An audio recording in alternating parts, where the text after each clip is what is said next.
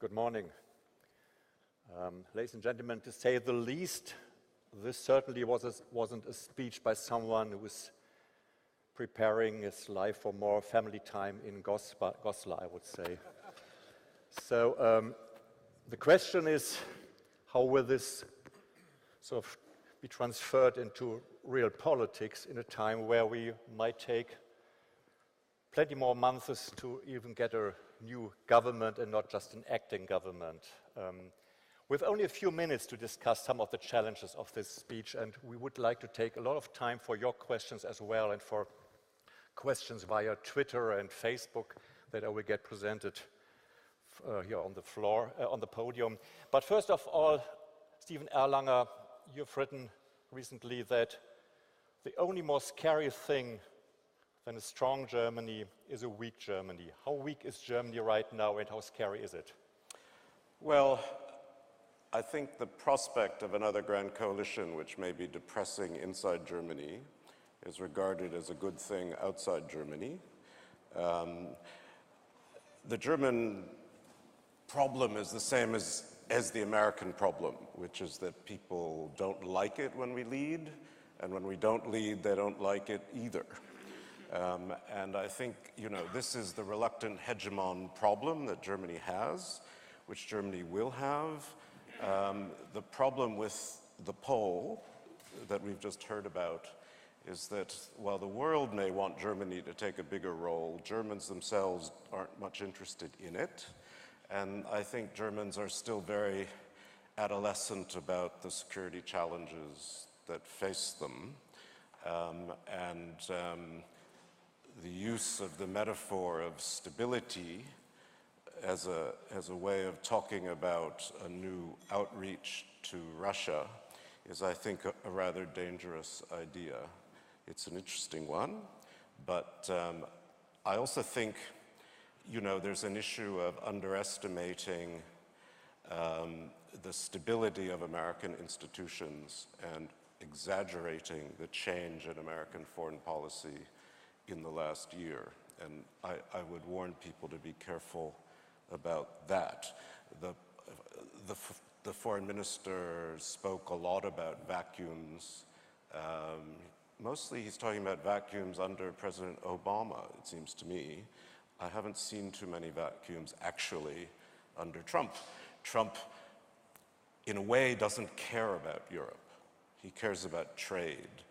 And I sometimes say to my European friends, be glad he doesn't care about Europe. It's probably better. So we'll see. I think, Germany has had leadership thrust upon it. The deal with Macron matters. I'm very skeptical how far it's going to go. It's not that popular in Germany, what Macron wants to do. It's certainly not very popular in Poland, Hungary, and other places. So this impulse toward a greater European defense, institutions, seems to me has quite a long way to go. So Julian, could security become the lowest common denominator for Europe? Well, I don't know about that, but on Europe's role, the EU's role in the world, obviously there are some really tough cases. Syria is amongst the really tough cases, but it's not the only way of measuring the EU's role in the world. In other respects, I think the rest of the world still does see the EU as a pole of stability and an exporter of stability. There's many parts of the world, including the US, Japan, Latin America, that look on now at the growth rate in Europe with some envy. When it comes to trade, large parts of the world are coming knocking at Brussels' door. When it comes to climate change, American cities make a track to Brussels to try and support the progress on climate change. As we look to the future and think about an ever more IT-based, data-based economy, I think many people around the world look again to Europe to give a lead. So I don't think we should measure the EU's role in the world only on the hardest cases. But there are those hard cases, and the EU does need to take steps to get serious about its security, both its internal security and external security, those two increasingly intertwined. So I welcome the steps that are now being taken, which for many observers I think are really very significant, a very significant development from the recent past, to undertake some commitments in the field of defense and to give ourselves the means to follow those up with a very ambitious set of plans for the European Defence Fund. Dominique, Moïsi, was the speech that we just heard sort of the blueprint for the long-expected German response to Macron? Well, a little more than 2 years ago, not far from here, in the Dutch Historisches Museum, the Körber Foundation had invited 3 persons, Wolfgang Schäuble, Janusz Reiter, who is in the room, and myself, as children of the war. And the only thing that was obsessing Minister Schäuble at that time was, could Marine Le Pen become the next president of France? And I tried to reassure him, to tell him that the music of Beethoven would prevail over the sound of Wagner. And it came about. And now Macron, I'm old enough, reminds me in his approach to Germany of Helmut Kohl's approach to France in the 1990s. I remember dinners at the Bungalow in Bonn, where Helmut Kohl would turn toward a small group of so-called influential people and say to them, use me, I'm the last chancellor of Germany that has known the war. No one will be more pro-European than myself. Don't spoil that opportunity. And I think Macron is saying the same thing to the German. You were afraid that the worst would come. You have the most pro-European president ever. Don't spoil that opportunity. In the 90s, I was part of the French for Kohl. Where are the Germans for Macron today? Because Macron says 3 things. To make history, you need the encounter between a person, a project, and a moment. And here I believe the moment is particular. I agree with Steve. We shouldn't go too far in the direction of looking at the crumbling of the United States. But we have a president that has done more to destroy the dignity of the presidency in the United States than no president in the modern time. And we have in France a president that is doing more to restore the dignity of the presidency than any president before him in a long time. So this is a moment. And somewhere there is, I remember, there was a capital which was really hoping that the sound of Wagner would prevail over that of Beethoven. And that is Moscow, who received the candidate of the far right as if she was to be the next president of France. Well, they took a bet, they lost on that. It should be a clear indication where we should go. And I finish with one sentence, which I think was used with different words by Foreign Minister Gabriel.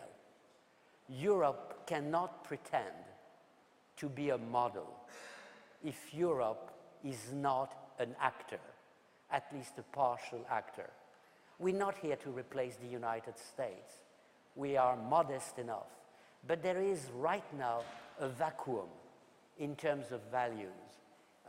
And we are, so to speak, playing the relay part when it comes to multilateralism, openness,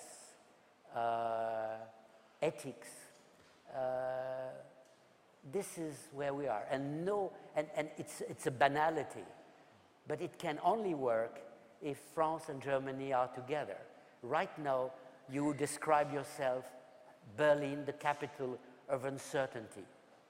Well, for the moment, Paris is the capital of rationality. Join us.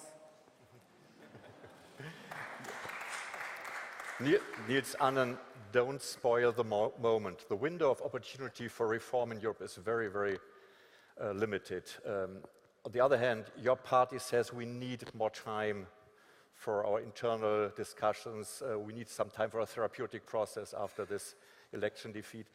How much time can Germany waste in this small window of opportunity? Well, I invite you all to stay a little longer because the party conference will take place in Berlin. So you can have a personal argument with some of our delegates and talk to them directly. But, you know, it's in a way a dilemma.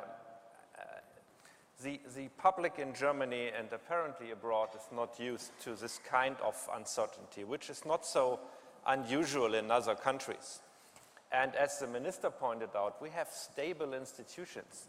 You could put it in another way when I tell you that the real secret of our system is that this country is de facto a dictatorship of enlightened public servants.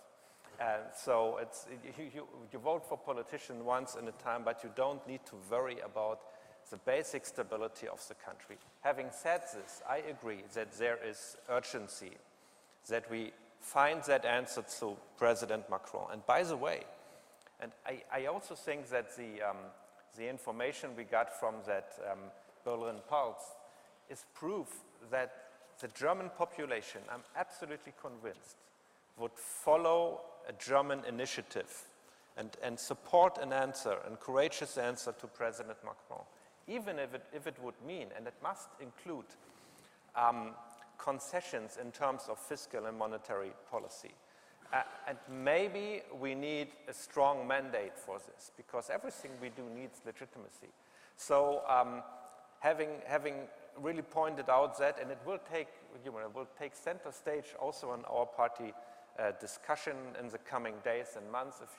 If you listen to the minister, if you listen to Martin Schulz, the party leader of the SPD, so Europe will be a centerpiece of the possible negotiation about the Grand Coalition. But if I may add one other aspect, nobody, not the German domestic public and also not our international partners, are going to be served by whatever government that is not addressing the real issues.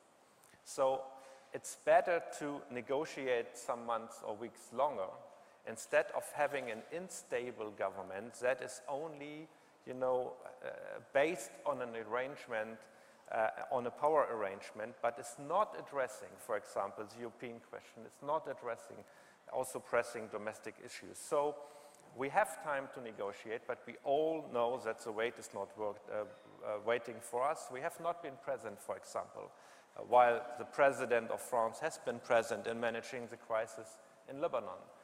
We saw another aspect that German candidatures for European institution where, well, I put it mildly, not very successful. So we need to be on the stage and we will form a government, but it will take some more time. Stable institutions can't provide leadership, Elmar Brok. When 57% say in Germany Europe is on the wrong path, is it a matter of perception or is it a matter of failing leadership? Look, I think it's a question of perception, but perception has also to do with leadership. If leadership does not speak out what it wants and explains this to the people, then you get wrong perception. So it's interconnected, these two issues. And here I think I agree with Julian King that we had a lot of questions where the European Union is functioning. And it's not that bad place. We have solved more or less the euro crisis, which was a financial crisis, not a euro crisis in the beginning. We have, in the first half of this year, a higher growth rate than the United States. And there are many good results, what we have. This is not discussed. We have, for example, this year, 97% less migrants from Turkey and the Middle East than 2015. We still have 57% saying we are on the wrong path. Yeah, but I just try to explain why that position is wrong, in order to show from time to time some success stories. In Germany, we do not success stories. Even the parties in the campaign do it. We have two governing parties, the Social Democrats and the Christian Democrats, but they didn't explain what was positive achieved in the German election campaign. And then you cannot expect that the people know it. That, I think, is one of the problems. And here we have to see also the challenges we face. When we see, and that Mr. Grabel was totally right, the Americans have given up to build the architecture, the geostrategic architecture. The China trip has shown that they are not the leading geostrategic force anymore. They have given up that, and for a deal. And if we do, we have to replace it now. When we negotiate now trade deals with Tokyo, with Australia, with New Zealand, with Mercosur, is it to replace Americans in this vacuum, the Chinese takeover? The Americans have taken away 50% of development aid from Africa. We have to replace it, otherwise Africa will do it alone with all that strategic thinking behind it. I think here Europe starts to do a proper job. We are not strong enough to replace the United States in these questions, but we try what we can. And it is going forward, we have to see. But on the other side, and here I must say Dominique is totally right, we have to give the answer to President Macron and tomorrow to President Juncker. The Commission will propose tomorrow the new European Economic and Monetary Union. Do we have a position here in Berlin? The Chancellor said the other day, we should not continue to say what is not possible, as we did it to the first Juncker speech. And here we have to make up our minds. Also here, Gabriel was right. We are the winners of European integration process, both politically and economically, and also in the monetary union. And here we have to do more on the European budget. We have to do more on the ESM to move it to the European Monetary Fund. We have to bring for the euro an economic base, not just rule-based monetary union. And here we have important steps forward, which are not so difficult and not so expensive. To have a debate in Germany just about a tiny thing. The European Union is 1%, budget is 1% of the GNP. We would like to use now what was a long time decided, but never used, 1.23%, to use the whole possibilities of the framework to do politics in foreign affairs and all this other question for the monetary union, and combine that with the means of the ESM as European Monetary Fund, then we have a stable entity. This is the way to answer President Macron to go forward. And here we have some architectural problem. And that is my point. We do not agree with President Macron. 19 countries are members of the Euro, 7 not yet. And I do not agree to build a monetary union, European Union, with new institutions next to the Union of the 27. It's one union, and Germany, despite the government in Poland, will never allow to declare the countries in Central and Eastern Europe second-rate countries. Here we have to build a bridge to keep Europe together. That's my difference to Macron, but nearly the only one. Thank you. Sigmar Gabriel only indirectly mentioned the current elephant in the room, which is the Brexit, which will lead us to a very exciting European summit next week. So Julian, you have been ambassador to Ireland for the United Kingdom before you moved to Brussels. Are the United Kingdom and the European Union taken hostages right now by the DUP? Well, fortunately, Michel Barnier is leading on Brexit and the Brexit negotiations with Jean-Claude Juncker and Mr. Tusk, and indeed with the European Parliament. And it's not my place to speak in their stead. There is a concerted attempt now to try and find a way of resolving the first 3 issues in so-called stage 1 in order to move on to the second stage of this process. And my sense from yesterday was that there is an enormous amount of effort being put in collectively to try and find a way through on all 3 of those issues, including the issues to do with Ireland, which are undoubtedly complicated. If and when we get to talk about the future, then I think that there are obviously some very important economic issues to be talked about in the possible future relationship, but there are also some very important security issues which really go to the heart of the speech that we've just listened to. Both sides, when I say sides, I mean Her Majesty's government on one part and the representatives of the EU27 on the other, have now said that on security issues, when thinking about the future relationship, it should be possible to find a way of continuing cooperation unconditionally. Now, we'll see exactly what that means in practice. I interpret that to mean that both sides recognize that on these key security issues that address some of the strategic challenges that have just been set out for us so eloquently, there is a shared self-interest in trying to find effective ways of working together. And I think that even though it was perhaps only marginal, one of the polling results we've just shown does suggest that people across Europe understand that on those strategic issues, whether it is our internal security of fighting terrorism or our external security of playing a role, including on security and defense issues in the world, doesn't matter how good individual countries are across Europe, they will be stronger if they work together. But it's possible, because I'm not an EU commissioner, I'm freer to talk about Brexit than Julian is. I mean, yesterday was a great embarrassment for everybody, but I think we will get to the second stage by the time the Council rolls around. But of course, we should understand the second stage will be much more complicated than the first stage, and time really is running out. I mean, I'm sure Britain, I know, having talked to defense people, wants very much to continue to play an important role in European defense with the French, with the Germans, with everyone else. After all, it's a nuclear power, it's on the Security Council, it matters in these things. And Americans want this too, because other than Britain, there's only France in Europe that actually can act. So it's very important for American security and partnership that Britain continue to play an important security role. The problem, you know, everybody knows, is that Brexit is, first of all, an internal British problem. And you have a very weak government, which is very riven, and which has a cabinet that can't quite decide itself what it wants. And this is, you know, in a way, this is everyone's problem. I just believe, in the end, that despite the rhetoric, good sense will prevail, and there will be at least an effort to come up with as good a deal as possible. But I think the British really do need to understand, whatever Brexit is, it's a cost. It may produce benefits down the road, but for the moment it's a cost to companies, it's a cost to time, it's a cost to energy.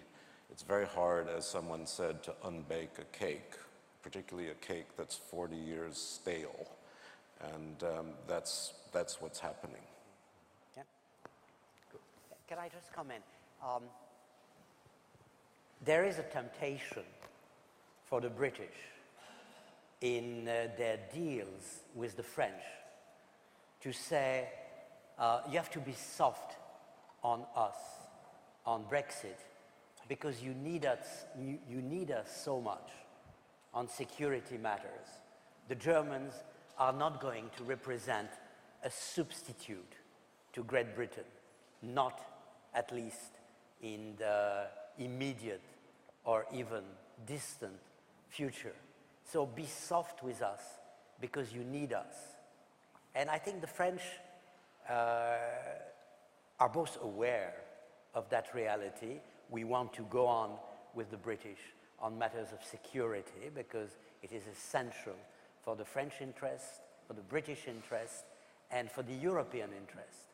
But at the same time, what we think by the end of the day is that if the British were to reconsider, if a second referendum were to restore some element of rationality and undo what the first referendum has done, it would not be bad. Not be bad for the British, not be bad for the French, not be bad for the Europeans. But of course, it is for the British to decide. But I think we consider that this is not a done deal. The story is not over yet. Elmar Brok, the European Union was quite united in negotiating the divorce with the United Kingdom. So how much of this unity will remain when it comes to redefining the future of the relationship with... I must say, one of the founders of the second phase of the European Union will be in history Donald Trump, Mr. Putin, and Brexit, because it brought Europeans together. And it will very stick together, and it was nice. I'm one of the three Sherpas of the European Parliament, this Brexit question, and that's the difference. Make just this side remark. We had a minority government in the United Kingdom. What happened yesterday, where the coalition, the partner who helped Mrs. May to get a majority, called her in the negotiations in Brussels that she had not to support and had to stop the negotiations. I warned Germany to go with a minority government after I've seen this experience and this uncertainty. What happened is, it was an incredible story I've never seen before, that a foreign negotiator has to stop with telephone call in a lunch with his opponent in the negotiation to stop that negotiations. And, but I think we have time. We have just to negotiate until March 19, the divorce agreement. If we get this transitional period, we have for the free trade agreement we want to have some time more, until 21 or something like that. That is not the same. This free trade agreement has not to be solved until May 19. So be calm and not to be nervous. Hopefully she will come back on Thursday. I do not believe it personally, but hopefully I'm wrong. But we see that this united, to be united is very important. It is shown also in this defense question. We have achieved in the last 12 months European defense policy more than the last 12 years. Yeah, that's true. Because the Brits do not stop us anymore. What was decided 3 weeks ago and signed also by this German government was signed. This defense union is an incredible step forward, a tiny one in practice, but to get this permanent structured cooperation, the new possibilities of the coalition of the willing. And here I will give you one example why we have to do more, and that is the will behind it. The European member countries spend 230 billion euros per year for defense. That is more than 3 times than Russia spends. We have more soldiers than the United States, with a catastrophic result, because we have 27 platforms for tanks, the Americans too. We have 3 times so many airplanes in the European armies than the Americans have. We need synergy effects. We can save yearly 30 to 100 billion euros on defense if we have a cooperation. This is the answer to the 2%. Here we have to go European. We should tell our friends in the national parliament and the budget committees how much we spend money for idiotic things because we have no cooperation. Put this question to Niels. Sigmar Gabriel spoke about the capability for power projection as a matter of survival for the European Union. It said Germany should become more. He said Germany should become more French on the issue of defense. Is this something the Social Democratic Party would underwrite in the coalition contract? Well, first of all, I want to agree to what Elmar said and to remind everybody that we made a huge step with PESCO, and I mean it's going to be debated also certainly in the German parliament, but it's a remarkable development. And we have this tendency also not to talk about our own successes. And the acting government, so the grand coalition between the CDU, CSU and our party, for example, decided to follow the French call to go into Mali. I went there to visit our soldiers. It's true, it's not an integrated German-French operation, so I know about all the problems there. But Mali is today, if you combine the missions that we have, the UN mission, the training mission, the civilian aspect, a bigger military operation than we have in Afghanistan. And we do this together. And I am absolutely convinced that although we will have fierce debate and controversy about the details about PESCO, this is the right way. And you know, it's always easy to be asked by an opinion poll or by an institution, are you in favor of a stronger cooperation? And almost everybody would say, yes, makes sense. It's even effective in terms of monetary policy if we do it right. But the real political test comes in times of crisis and in the concrete policy. And another aspect of that debate is what have we been doing in answering the political situation and threat and crisis generated by the annexation of Crimea by the Russian Federation and the crisis in Donbass. There was no big debate in Germany that we are contributing as a central part of the reassurance initiative of NATO. There are German soldiers right now in Lithuania. We are part of that operation, and that's, it's a classic case where everybody would have expected that, at least in my party, would have a huge fight and debate about this. This did not happen. So we were able to put forward this policy together. There was also leadership, I think, performed by both parts and pillars of that government. And the good news is that whatever government we will see, it will be composed either by our two parties or one of the big parties. And that means that the basic consensus about foreign and security policy will not be put into question. So I understand that people are nervous, that people are looking at Germany, and rightly so. But at the end of the day, I think we will be a reliable partner. Reliable partner, those days is not enough, I agree. So that is the real question, whether or not we put together a government that will be capable and willing to exercise this leadership, but it's entirely possible, but it will take some more time.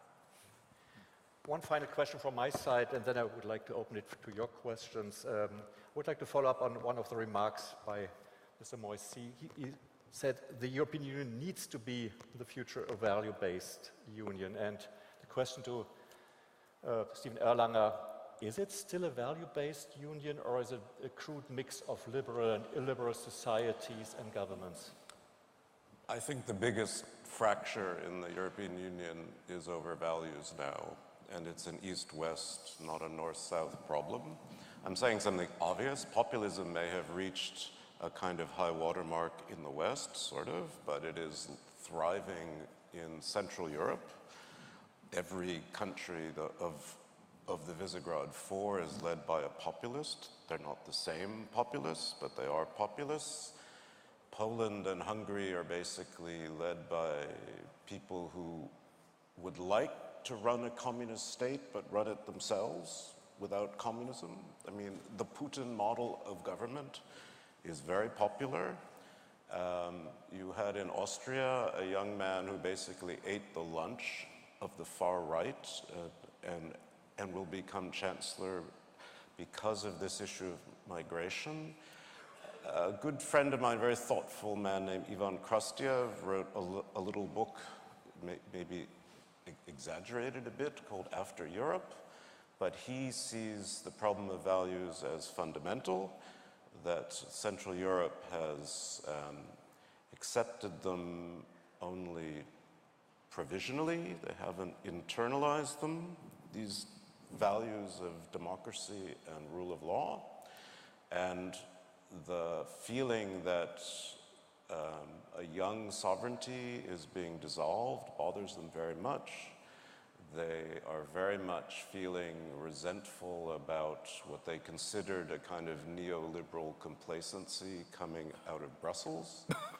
And I don't see what instruments Brussels at the moment really has to bring them back into line. So this does worry me. It's not existential, but it is another indication of a Europe that in many ways, grew wider rather than deeper.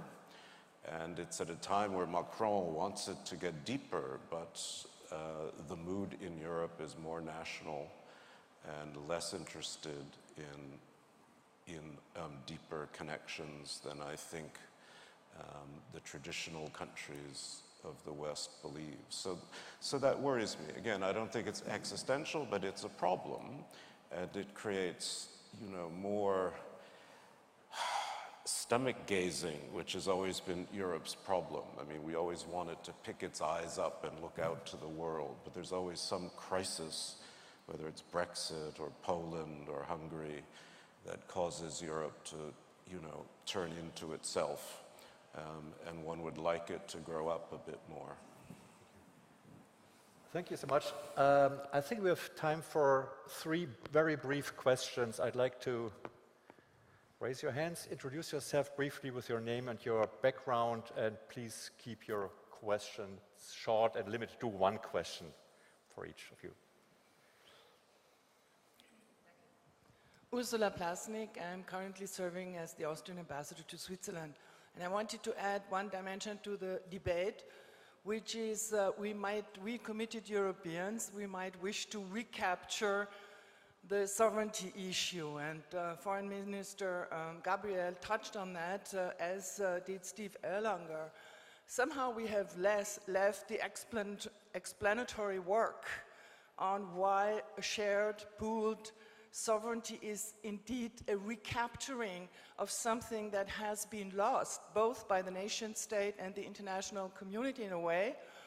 And we have stopped explaining that to our citizens and inside the European Union, which is part of what I perceive as the East-West divide. So who should be the ones in our pro-European segment?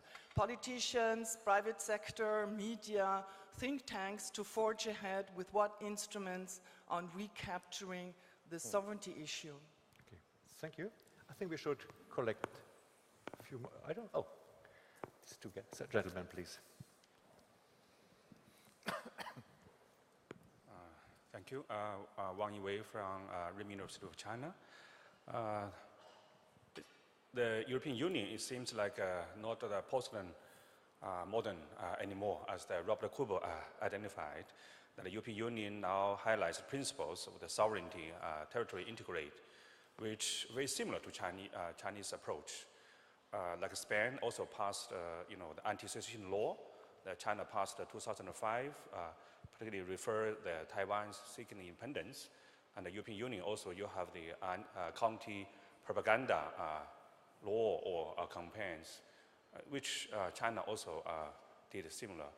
So there's a saying that China and Europe have some more similarities in the international arena. Maybe domestically still have many differences. At the same time, the United States is more like the North, it's not the West anymore. So our relations is between the East and the West. Eastern civilization, Western civilization through the Eurasia continent, like a Silk Road identified. And the United States is more capitalist, it's more the North. So what's your comments on that kind of relation? Thank you. Thank you, sir. And finally, the gentleman. Thorough. Michael Backfish from the Funke Media Group. A question to Commissioner King and Dominique Moïsi. Foreign Minister Gabriel said EU has to define its own interest if it wants to survive, and it needs to have a power projection. Do you agree with that, and what specifically means power projection? Thank you so much. Please try to respond as briefly as the questions were so that we have then time for the coffee break. You want to start, Emma Brooke? Thank you very much. I think Ursula Platznik's question is the most important, and it's part the answer to the populist. We face challenges from climate change, the social and economic consequences of globalization, the citizens are afraid of it, the question of internal and external security, migration, all that.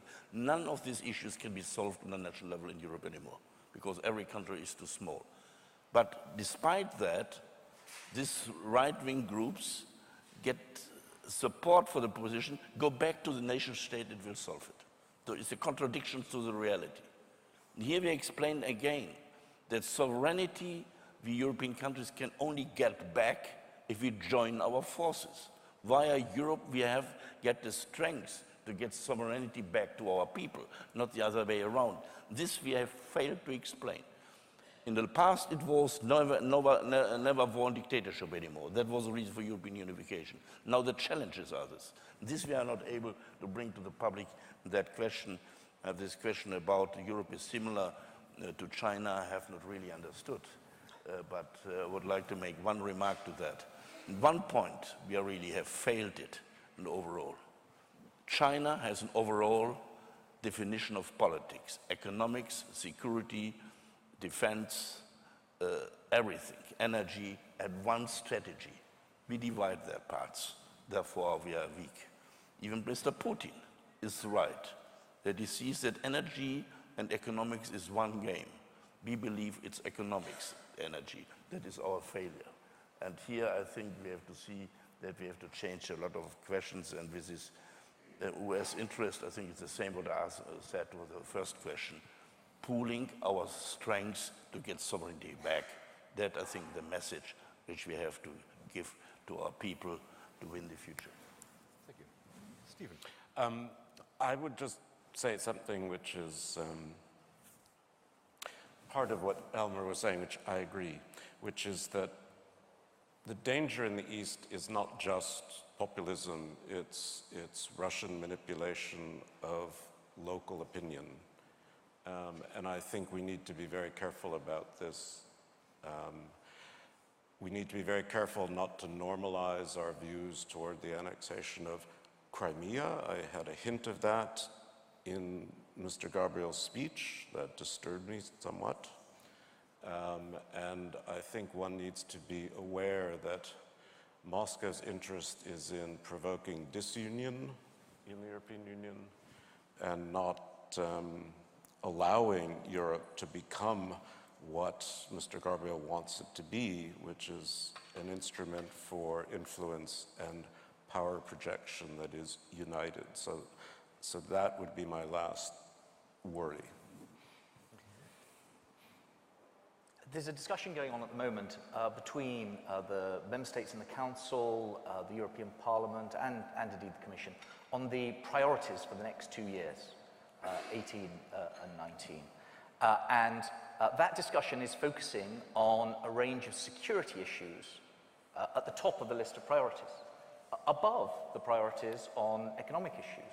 Not saying the economic issues aren't very important, but reflecting the fact that across the European Union, 80+% of citizens, when asked, now put security concerns top of their list of concerns, where they're looking for the authorities, national, but also at the European level, to do more to address security concerns. Captured in a phrase of President Macron, which he uses from time to time, about Europe that protects.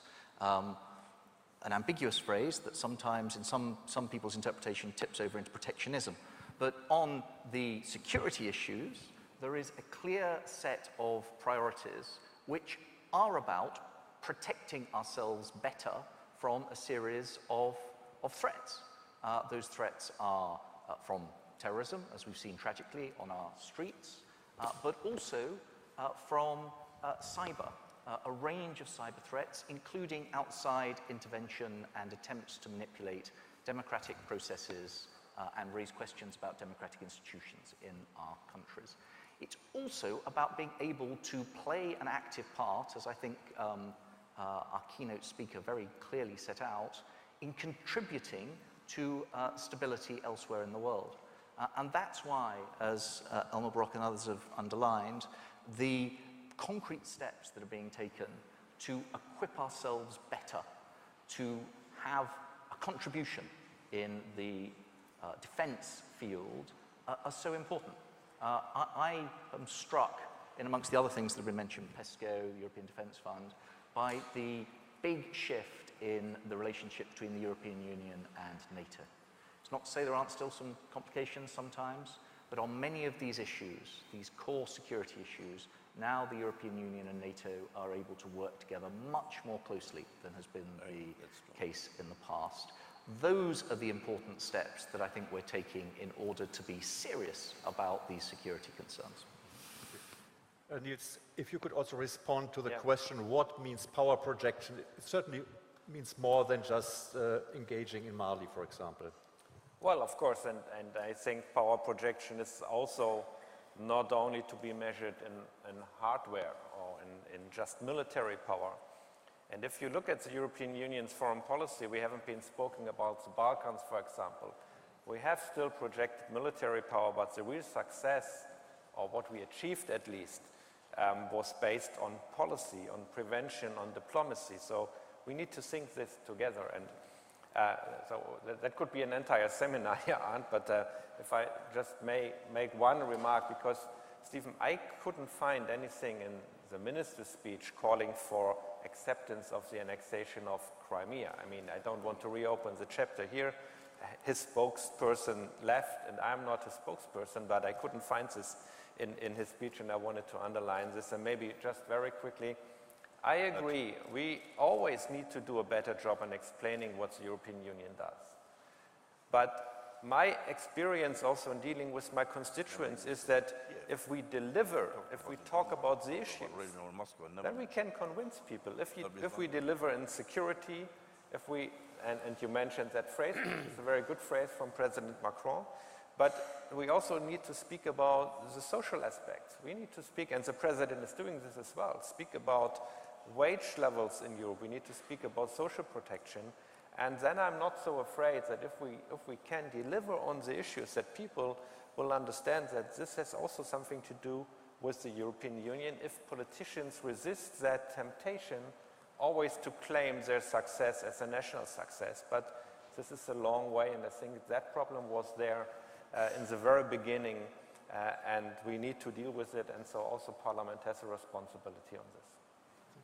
Dominique. Well, we are at a time where we are witnessing the rise of populism and independentism, which are the two branches of the same identity crisis that exists in Europe.